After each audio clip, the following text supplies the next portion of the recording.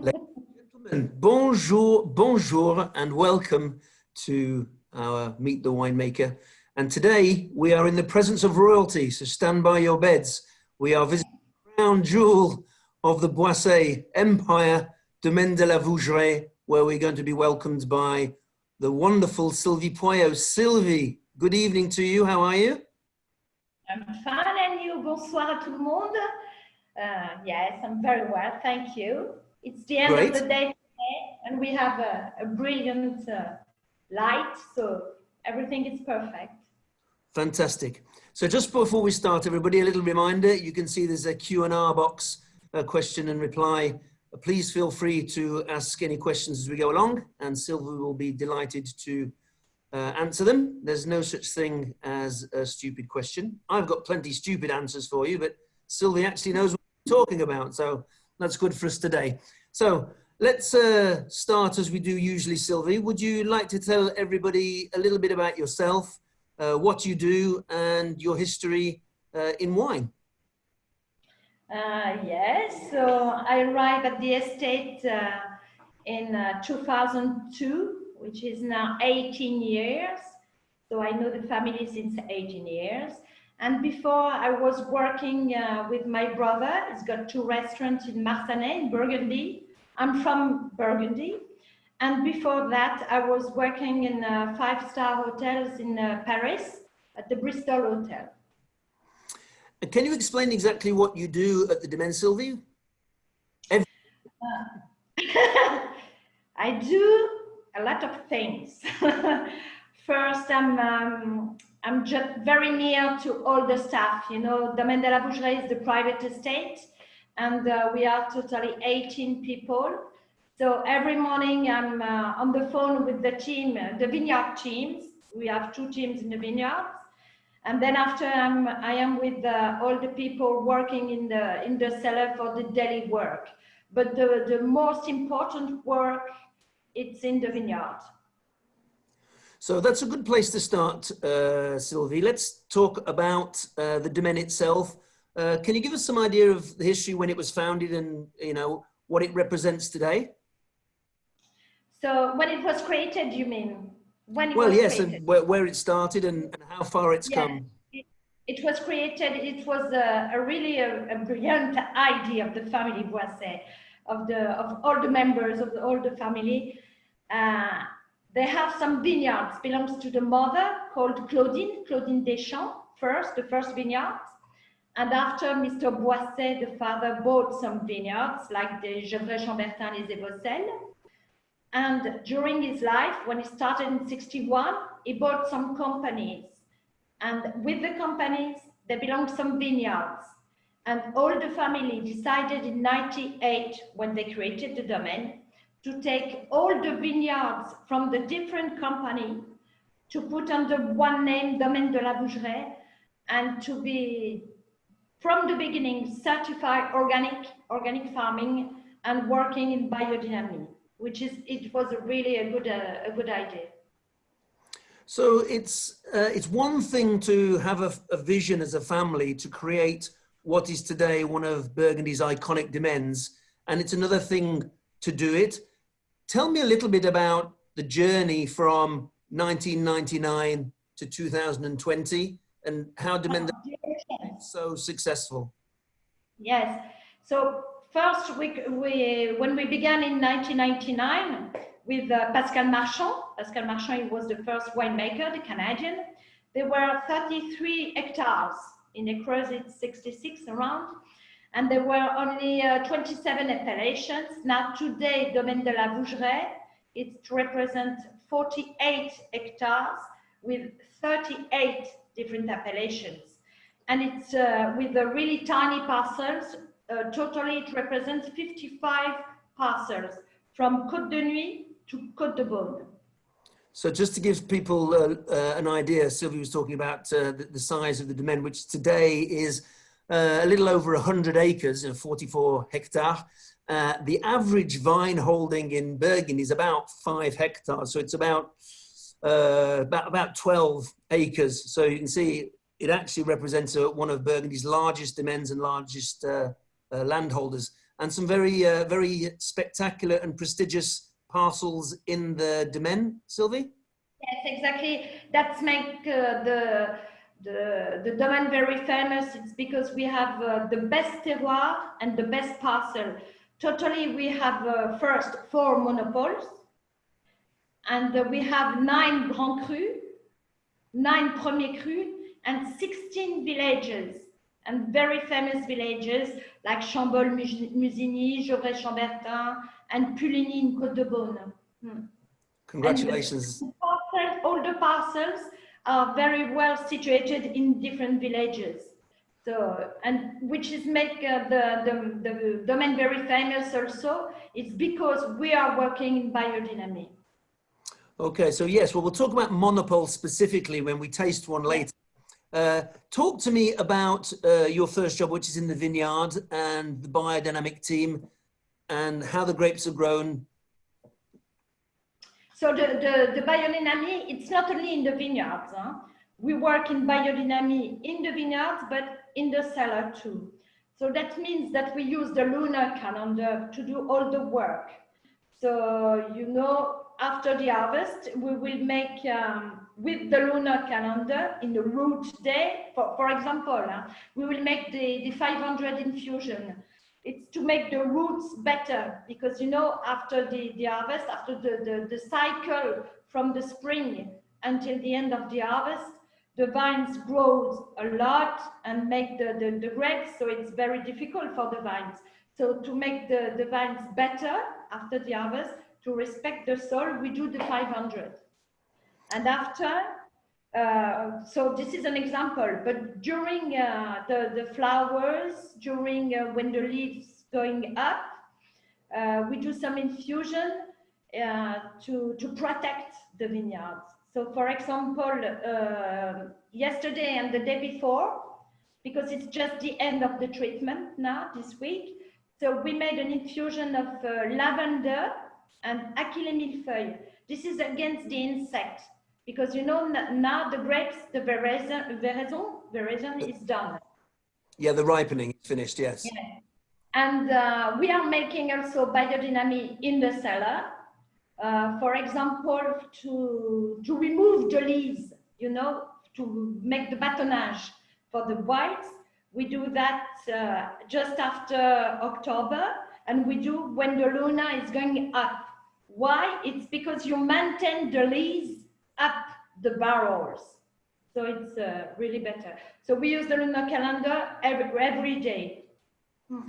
And in the vineyards, organic farming and obviously your biodynamic techniques, that takes a lot of work. You have a full team that you have to supervise in the vineyards every day?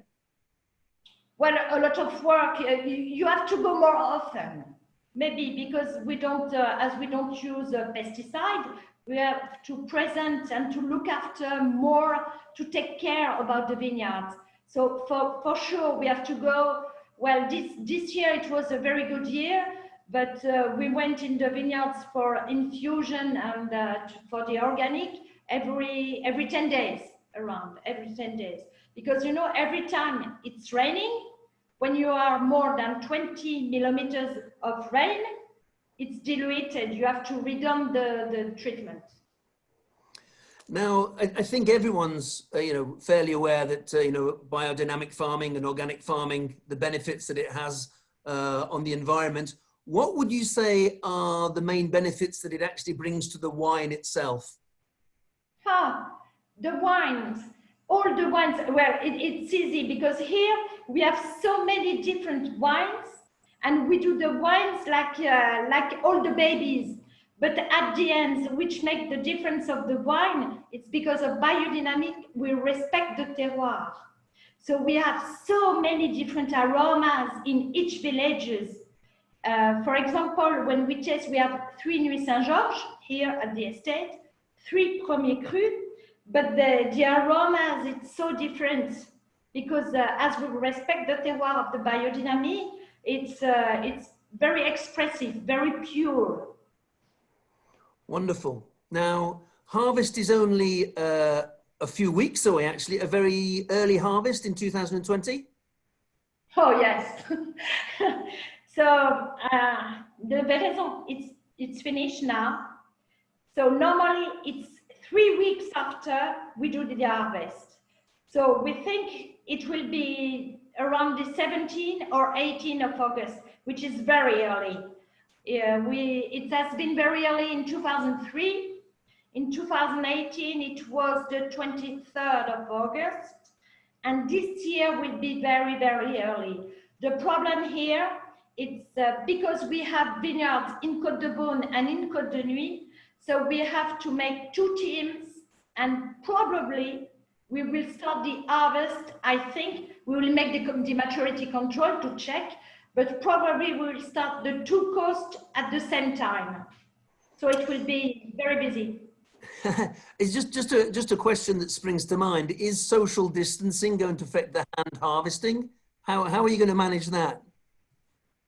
It's easy. It's just organization. So we have 3 teams. It's 110 people.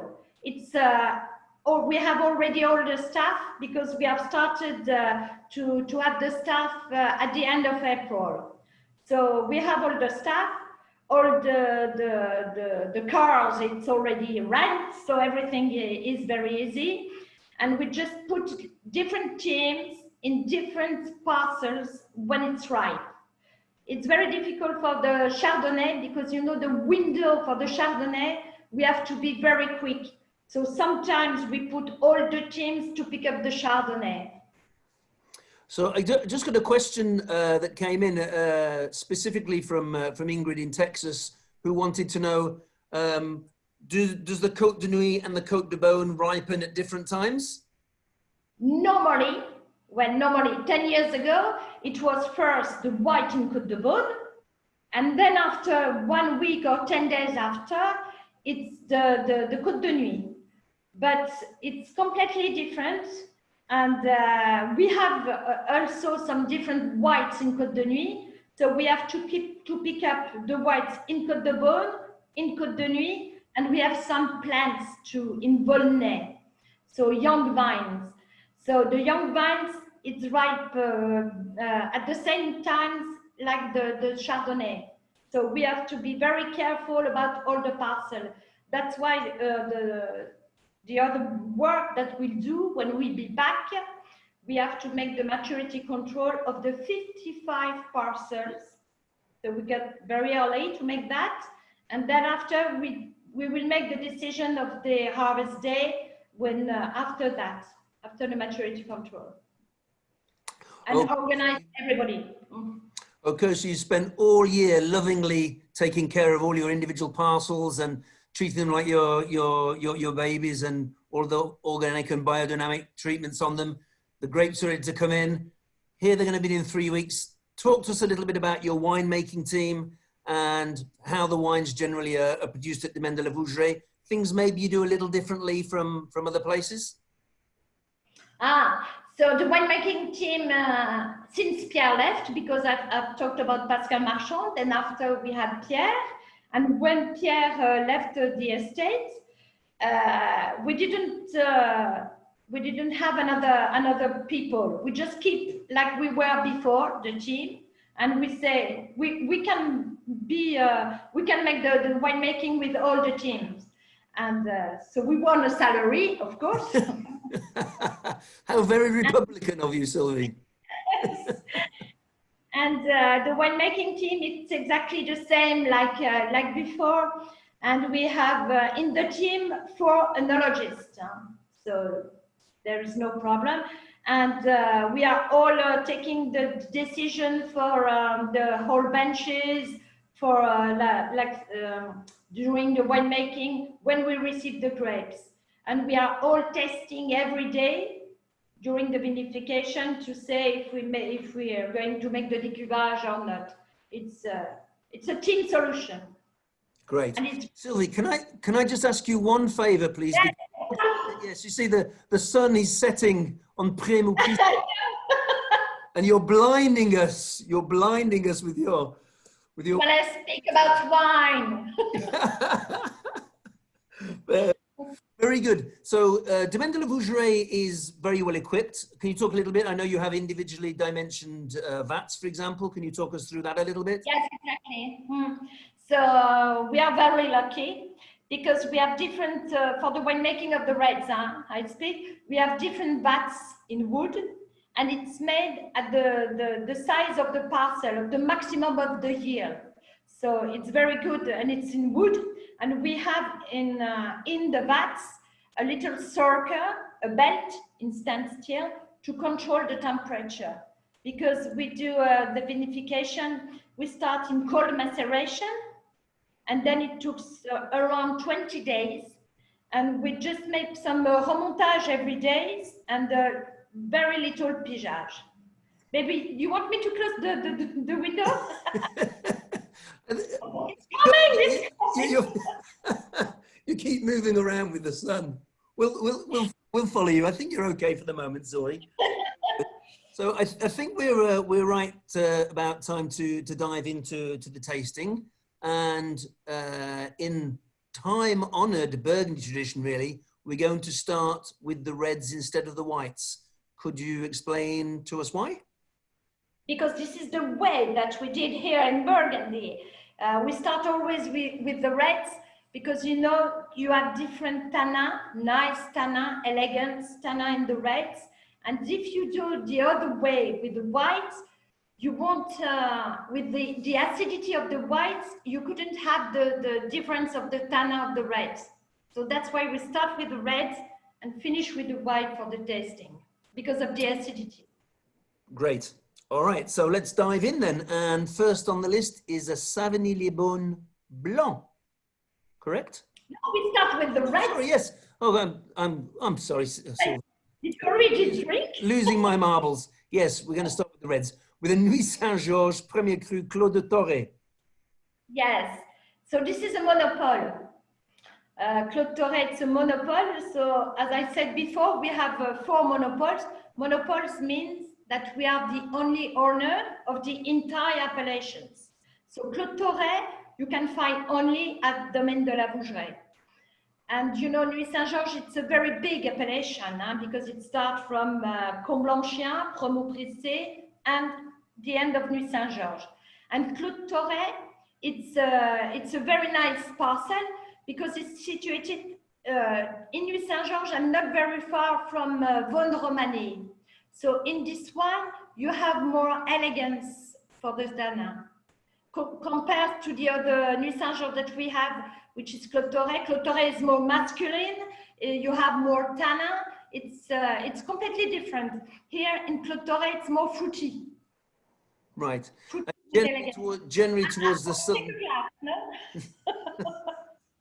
Yes, do. Sorry.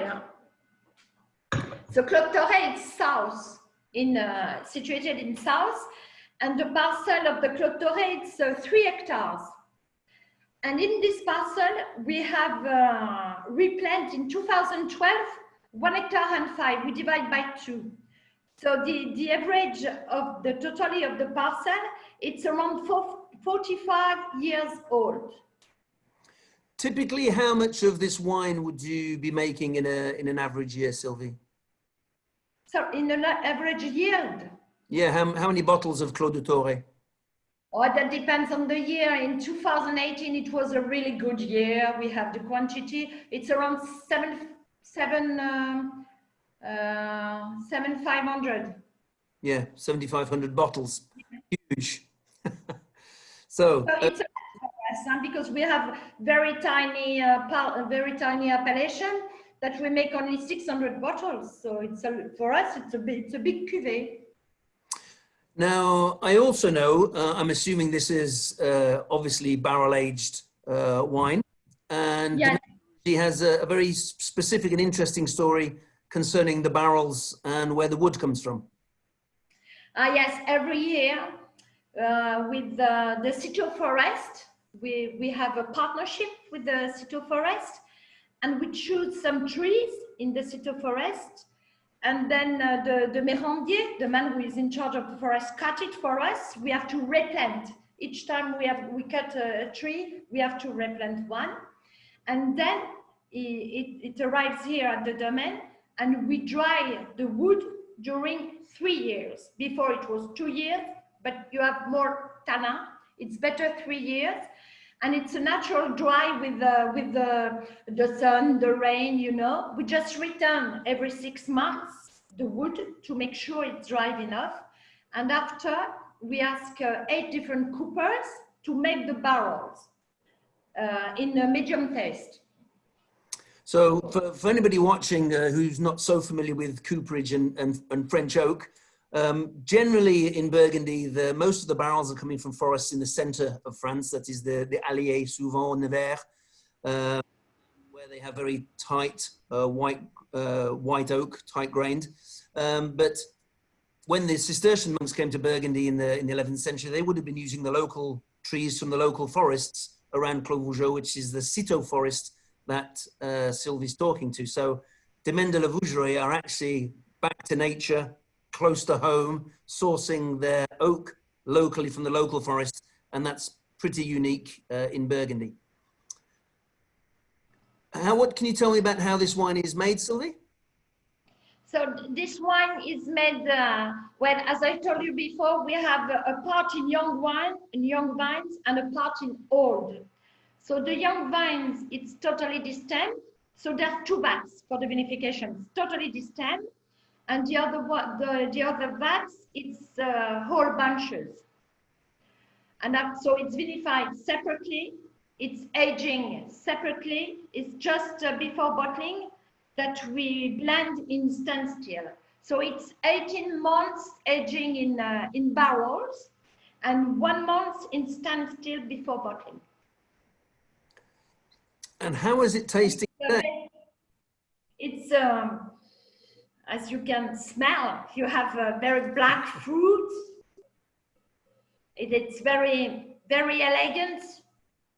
So in all our red wines, you have a very silky texture when you taste it. It's not only because we have reduced the pigeage, it's because it's fantastic here, because we have a vertical press. And we have this press since 2006 vintage. So it's perfect, you know, it's very, very good for the wine because you don't crush the pip and the skin. It's very, very gentle.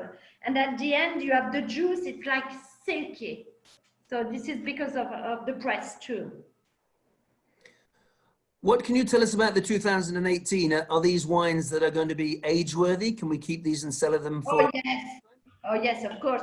Well, you know, in Burgundy, we said every year, it's a fantastic vintage. But in 2018, it was a fantastic vintage for the whites, for the reds. Why? Because we have a very good weather during all the life of the vineyards, of the grapes. We don't have frost. We don't have a storm. The flowers went very good. And then after a little rain, so the grapes grow. So it was perfect for the quality, you know, and the quantity. We didn't have some illness. It was really, really perfect. No, quite nothing to do at the sorting table because all the grapes were great. And in recent vintages, that's pretty rare in Burgundy to have a perfect vintage, right? Yes, the other perfect vintage, it was before 2015 and then before 2009. So they don't come around that often. No, because everything goes perfect this year. Let's take a little trip further north and visit the village of Vougeot. And before we talk specifically about the wine and the place, Clos Blanc the place and Clos Blanc the wine, and I was just going to say, Sylvie, the Vougeraie winery is actually in Prémaux-Prissé, but the spiritual home of Vougeraie family is in the town of Vougeot. So could you talk a bit about Vougeot in general and Boisset's presence in Vougeot and the family, the home, etc.? Well, there's two signification about why the name of Vougeraie. So Vougeraie because it's the house, the private house of the family when Jean-Charles was born and Nathalie, and where Mr. Boisset and Madame Boisset lives actually. in the Vougeraie, and also because we have a lot of appellations in the Vougeot area. We have, of course, very big parcel in the Clos Blanc, and we have also Vougeot Premier Cru Les Cras, and we have the monopoly of Vougeot Clos du Prieuré in white and in red, just near the river La Vouge, who gives the name of the village of Vougeot. And then we have, of course, the Clos Blanc de Vougeot, another monopoly. So which is exceptional for La Vougeraie, yes. Yeah, which we will be tasting. We'll be tasting later. So again, before talking specifically about the Clos Vougeot wine, can you just tell us a little bit about the place itself, the chateau and the vineyard? So Clos Vougeot, it's the biggest Grand Cru in Burgundy. Clos Vougeot, it represents 50 hectares and 88 different owners. So 88 different parcels. And us, we are very lucky because we have 1.5 hectares in the entrance of Clos Vougeot, one of the best situation of the parcel, and 0.5 down the parcel. So Clos de Vougeot, it's where the monks of Citeaux were established before, 9th century ago. So it's very historical vineyard. So we are very lucky because we have also the Clos Blanc. Maybe we will talk after about the Clos Blanc. We will. We're going to taste them. So Lisa, maybe you have a picture of the chateau itself. There we are. Yes. And now today, this is what I think you have talked about, the confrérie, la confrérie de chevaliers, who taking care about the castle and all the wall around the Clos Blanc. Absolutely. So that originally back in the day, that parcel that today is owned by 84 different growers was monopoly in itself, just owned by the monks of Citeaux, who made and sold their wine actually in that chateau more than 700 years ago. So yes, exactly. So we are very lucky when we work in the vineyards. You know, we can see the castle. It's something very special there. Wonderful. Would you like to tell us a little bit about the wine? Yes, of the Clos Blanc, you mean? Yes, yes, please. Okay.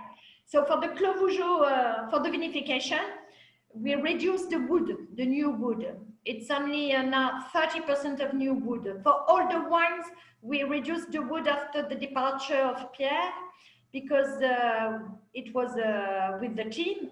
We think it's better to smell more the fruit than the wood. So this is for all the wine and the difference. For the Clos Blanc, you have, when you taste it, you have very powerful nose first. And then after you have like black fruit and raspberry and very, very intense long life. Because, you know, it's what we say, it's the tram, it's the life of the Grand Cru, very long. It's perfect. Wonderful. Just at this point, I would just like to confirm the pricing for people looking in. So the Clos de Torre, Nuit Saint-Georges Premier Cru, retails somewhere for around $140. And the Clos Vougeot Grand Cru, which is highly rated and highly collectible, is $370. Before just moving on, Sylvie, a little bit about the press reviews that the Domaine gets. I mean, I'm always amazed about, it seems that every journalist in the world loves either you or the Domaine or both. Well, they love the wines, that's great. I think they like very much the wines because when they taste, they think we respect exactly the terroir.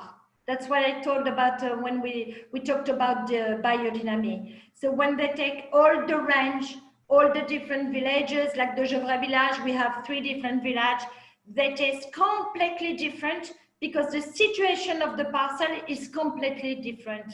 The winemaking, it's exactly the same, you know. We just change a little bit about the stem or whole bunches, but at the end, it's quite exactly the same. But when you smell it, And when you taste it, it's completely different. You have so many different aromas. And I think because of the respect of the terroir, they enjoy very much the wine here. Terrific. Well, I mean, we all love journalists when they say nice things about us, and we hate them when they don't give us the scores. But in any case, we know that the wines from Vougeraie are absolutely fantastic and are very, very highly rated everywhere. Somebody was just asking for confirmation that, do you vinify the two parcels of Clos Blanc separately and blend them? Yes, separately, because it's not harvested at the same time. You know, normally we harvest the parcel at the top. It's right before the bottom. And normally, well, last year it was 1 week after. So we have two different vines. It's vinified separately, aging separately, and it's just before bottling, before blending in the vats that we put together. When those two wines are made, are they radically different in style, those two Clos Blancs? Yes. Well, yes, it's different. When you taste the parcel at the top, it's more complex. It's more powerful, more different black aromas.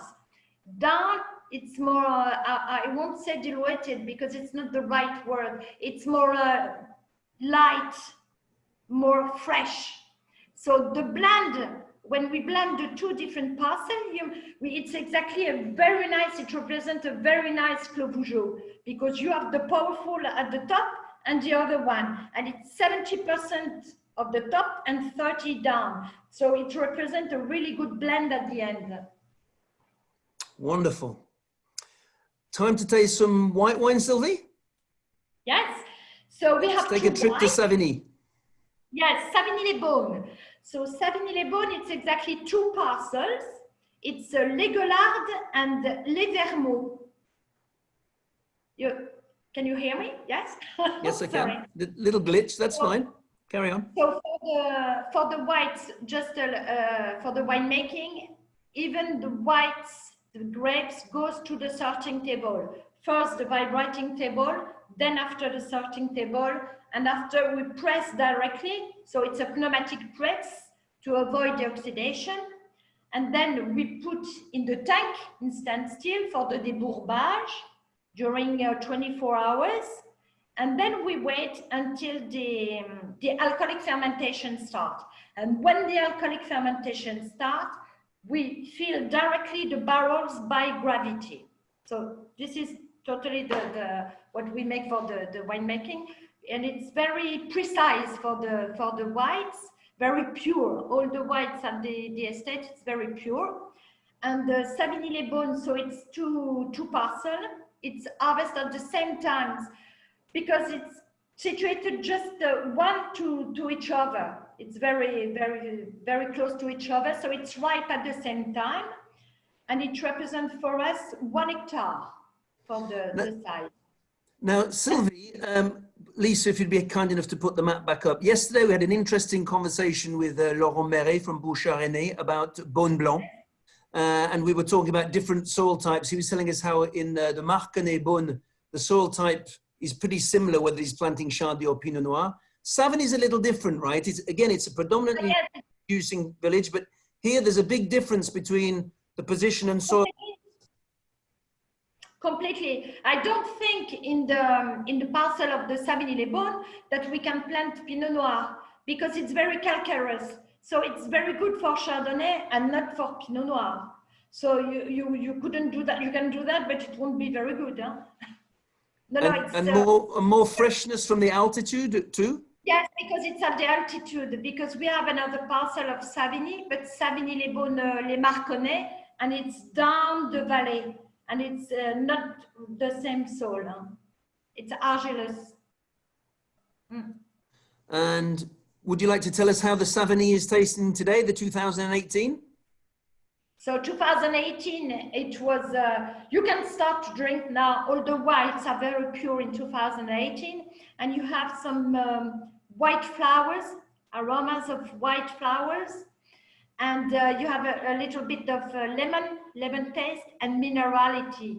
and very aromatic. Very at the end, you have a little point of peach. It's very good, huh? And is this a wine that you couldn't keep it for 10 years? Huh? It's a wine that you have to drink before 10 years. Huh? It's not a wine. That was my question, huh? No, you have to drink it. It's very good. Well, at any time. I mean, I think there are some similarities for those people who were watching yesterday between Beaune Blanc and Savigny-les-Beaune Blanc, both white wines produced on predominantly villages for making red wines. And as Laurent was saying, very accessible, very easy drinking, especially in a vintage like 2018. And obviously great food pairing, but at the same time, in a vintage like 2018 with the lush fruit and the low acidity, they're just great to drink young on their own as an aperitif. Let's get a little serious, and I wanted to leave a fair bit of time for you to tell us everything about the Clos Blanc, because it's in the story and so much to tell. So let's go back to the village of Vougeot. And yes, back to the village of Vougeot. First, I have to tell you that it's not a rule, but you have all the whites. It's normally we said it's in Côte de Beaune, and the reds in Côte de Nuit. There's some exception in Côte de Nuit and an exception in Vougeot, like the Clos Blanc de Vougeot. And Clos Blanc de Vougeot is just in front of the Clos Vougeot, so the biggest Grand Cru. And all around the Clos Blanc, you have some famous Grand Cru.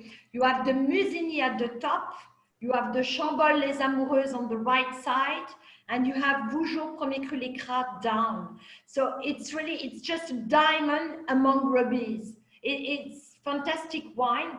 And it was planted 9th century ago by the monks of Citeaux.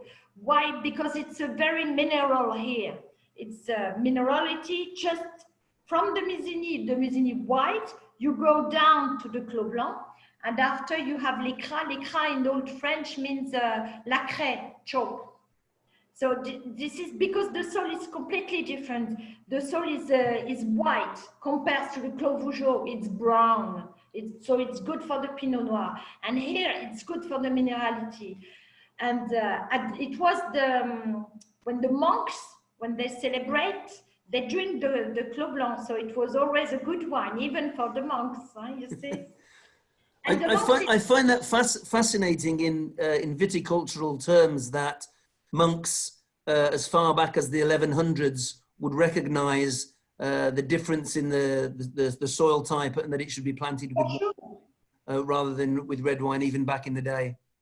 Yes, they didn't make analysis. They just look at the soil, and when they realize it's more mineral, they decided to plant Chardonnay and not Pinot Noir, because for sure it's better for the Chardonnay.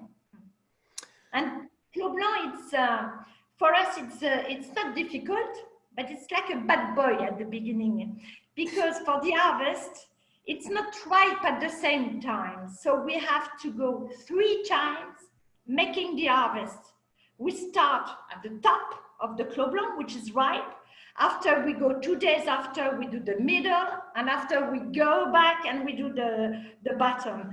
So it's very difficult during its whole life for the Clos Blanc, even for the aging. It tastes very differently. It has to be long time in barrels, 18 months. This is the last wine that we bottle. It's the Clos Blanc, because it needs, is a small baby, and it needs really time for everything. But at the end, when you taste it, it's wonderful, because you have, I said it's a mix of different Burgundies, because you have the minerality of the Chablis in the Clos Blanc. After you have the butter texture, you know, like the Meursault or like some Puligny. And after you have the powerful who come very slowly at the end, like the Bâtard.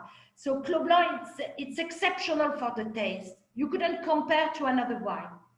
That's a great answer. That was going to be my next question, was exactly that. If you had to compare it to another great white Burgundy, what would it be? But you answered the question.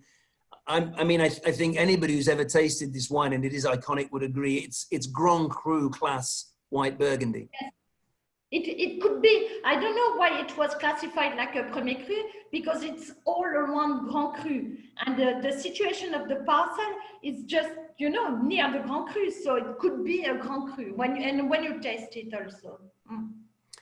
Is there anything specific about how this particular wine is made compared to the other wines? No, exactly the same. Exactly the same. Just one difference for the Clos Blanc. We start when we had the first wood of Citeaux. We start with the Clos Blanc first to check if it's how the wood will give to the wine.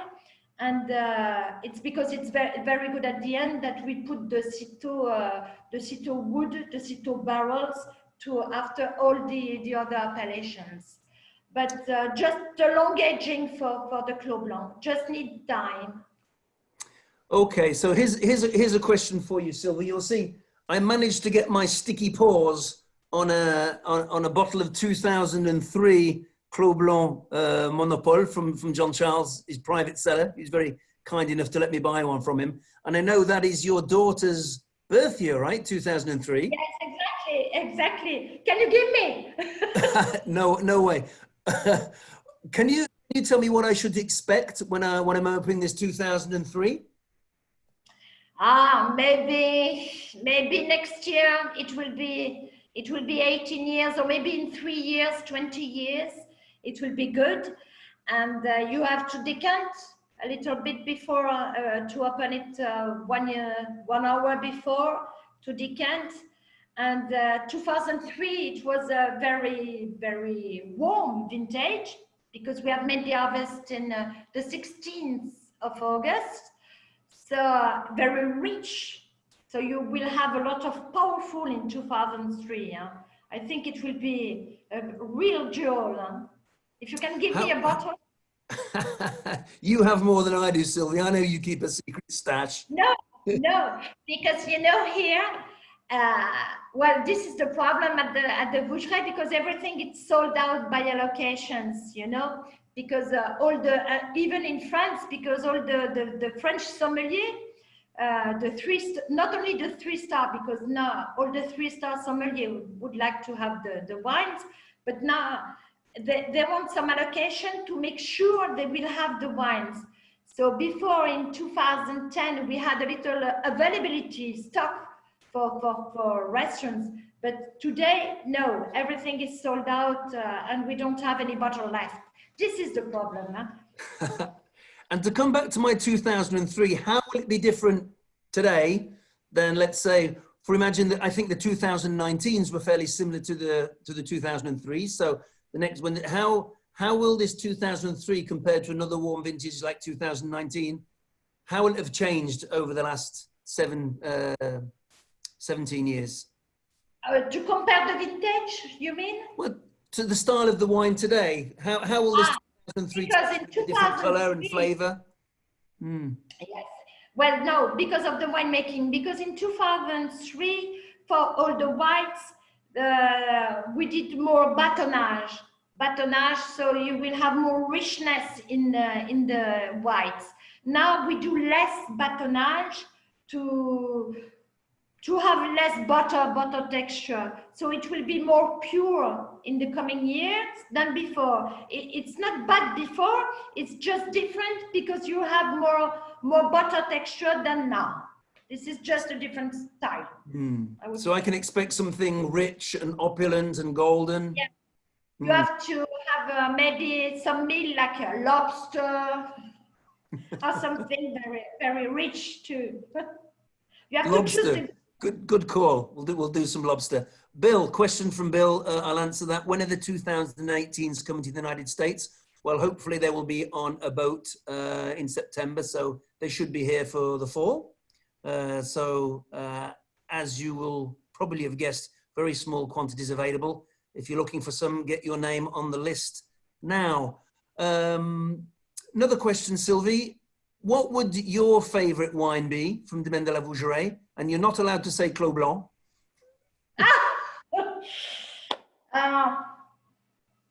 Well, no, I love all.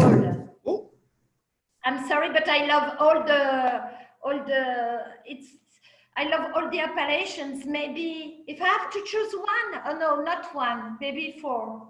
No. Well, the Clos Blanc, of course, first, because it's exceptional. After, for the reds, I like very much a village, Vougeraie, Chambertin, les Évocelles. Which was the first, which was the original parcel from Mr. Boisset's family, the first parcel. Yes, yes. Why I like it? Because of the pepper aroma. It's more spicy, very rich, spicy pepper, and very particularly from Vougeraie. I like very much this appellation. Yes. Great. I love them all.